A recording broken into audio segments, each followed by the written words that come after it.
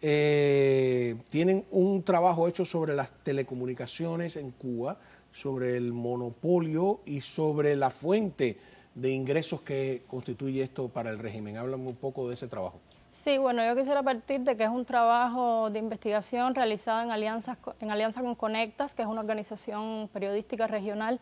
Y bueno, el foco está puesto en esta idea, en esta tesis de que a pesar del embargo, en estos años la fuente de ingreso en telecomunicaciones ha sido fundamental para el régimen de La Habana, aunque ellos se esfuercen en decir tal vez lo contrario. Pero bueno, esto está demostrado con cifras de organizaciones internacionales que hemos cotejado, ¿no? y triangulado para esta investigación. Y el principal hallazgo en este sentido es que de 2005 a 2019 estamos hablando de una cifra millonaria, 21.000 millones de dólares en ingresos por telecomunicaciones provenientes de todo el mundo. Esto ahí tenemos un extracto del trabajo de ustedes, ¿no? Las exportaciones de servicios de telecomunicación, computación e información, como tú decías, entre el 5 y el 19, fueron de 5.697 millones de dólares y que a Estados Unidos le corresponde...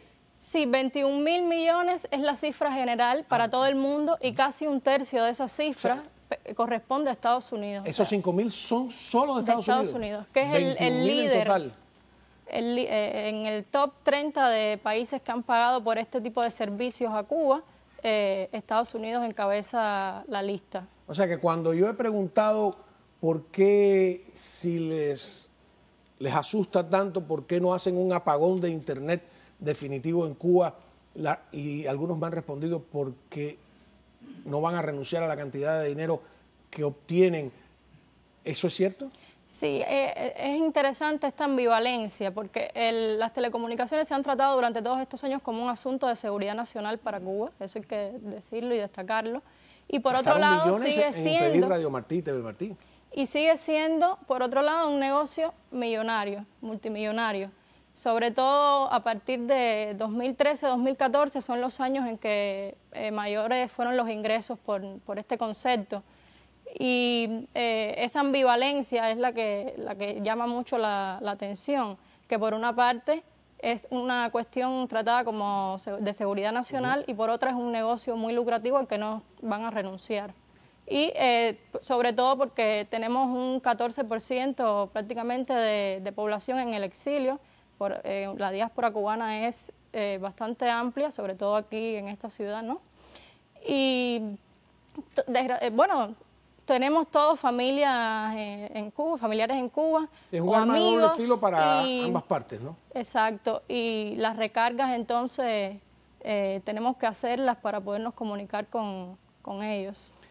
Estaba viendo precisamente unas declaraciones de Díaz-Canel, creo que fue en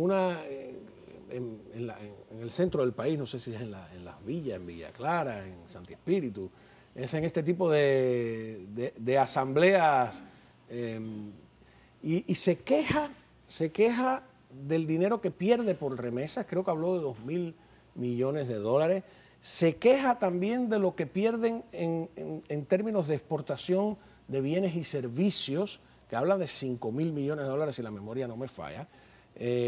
No sé si está hablando, porque yo pensé en los médicos enseguida, si también las comunicaciones forman parte de estas declaraciones. Yo quiero que tú las escuches y me las interpretes, ¿no? Que está más cerca de los datos. Adelante. Campaña de desinformación, de desacreditación, de ataque que promueve el odio, limitaron la capacidad de ingresos del país. Primero, no hay remesa, aquí entraban más de 2.000 millones de remesa todos los años. Dejó de entrar los ingresos del turismo. Ha sido muy difícil exportar en estas condiciones, por lo tanto, eso estamos hablando, más de 2.000 millones de remesas, más de 5.000 millones en exportaciones de bienes y servicios. Eso se lo siente la economía. Es raro oírlos hablar de cifras, porque en Cuba no hay ninguna transparencia sobre qué entra, qué sale, cómo es el presupuesto del Estado. Sí, bueno, existe la Oficina Nacional de Estadísticas e Investigación. De hecho, nosotros tomamos algunos datos de ahí, pero son inferiores a los que se muestra en la Organización Internacional del Comercio y esta otra organización para la cooperación y el desarrollo de la que también tomamos datos. ¿Y esa oficina te dice cuánto es el presupuesto del Estado? Sí, la oficina está dando datos por el momento, pero en el caso de las telecomunicaciones y esto que decían ellos ahí, de las pérdidas en cuanto a bienes y servicios, las remesas sobre todo, resulta súper importante que ETEXA, que es la que controla las telecomunicaciones en Cuba, que es el monopolio, está ingresando toda esta cantidad de dinero, como mencionábamos hace un momento. Por ejemplo, esa oficina, tú que estás bien al tanto, dice qué % del Producto Interno Bruto dedican a gastos armamentísticos. Tendría que revisar todo. Yo no lo he visto. No. O sea, lo han tratado hasta ahora como secretos de Estado. ¿No? ¿Cuánto gastan en defensa? Ellos ponen un %. Yo recuerdo que cuando daba clases en la universidad, clases de economía, se decía que un 11% era dedicado a gastos de defensa, lo que nos parecía a todos, siendo aún estudiantes, una cifra muy baja para lo que se cree. ¿Pero tú crees que hay transparencia en los datos? Aquí, con todas las trampas que puede hacer un político, a nivel de ciudad, a nivel de condado, se sabe exactamente cuánto es el presupuesto, de dónde viene. Si tú lo puedes buscar en internet, está detallado, se gasta aquí, se gasta allá, ¿no? Aunque roben, vamos, ¿no? Pero sí. En Cuba, la transparencia, todo muy genérico, ¿no? Siempre ha sido un asunto pendiente en estos más de 60 años, la transparencia, está claro. Pero de lo que te quería hablar es de que Texas no ha sido sancionada por OFAC, por ejemplo. Y el presidente mencionaba, el presidente cubano, Díaz-Canel, mencionaba las pérdidas, ¿no? Y mencionaba sobre todo las remesas. Pero hay que destacar que los tentáculos de Texas son cada vez más largos y cuando sale la Western Union de Cuba, se creía que Texas podía ocupar ese rol también en las remesas, oficializarlo, porque de alguna manera todas estas recargas que ponen los familiares desde el exterior es una forma de remesa.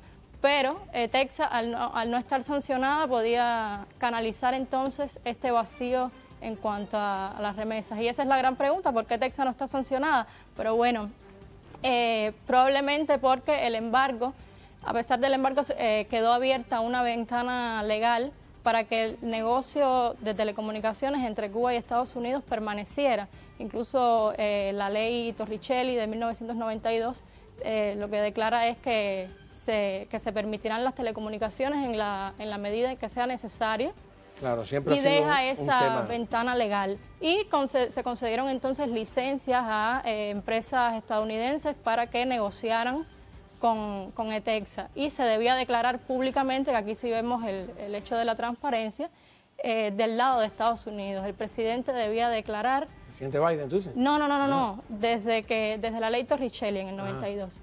El presidente tenía la obligación de declarar cuánto se estaba pagando a través de estas empresas que tenían licencias para el negocio de telecomunicaciones con Cuba. Debía hacer esas cifras públicas. Y era un negocio lucrativo incluso desde esa época, desde los años 90. A ver, te soy sincero, no estaba preparado para la entrevista contigo. Veo que tienes información muy puntual, muy detallada. Te invito a que regreses, que nos pongamos de acuerdo, porque puede ser escabroso, ¿no?, el tema de los datos. Prometo leer lo que han publicado, ¿no? Sí, porque cambiaron de invitado hoy, ¿no? Y entonces me parece muy bien, te felicito. Creo que sí, que tenemos que aprender a leer las cifras, incluso las que no sean transparentes. Así que... Claro, porque al final esto es un asunto humano. Detrás de todas estas cifras, lo más importante es que la comunicación entre cubanos tiene que darse, ¿no? Claro y lo lastimable, lo lamentable es que sea un negocio tan lucrativo y que incluso el servicio de telecomunicaciones siga siendo costoso para los cubanos que están en la isla. Te tengo que dejar, con toda mi pena, porque tengo otro tema que es tremendo.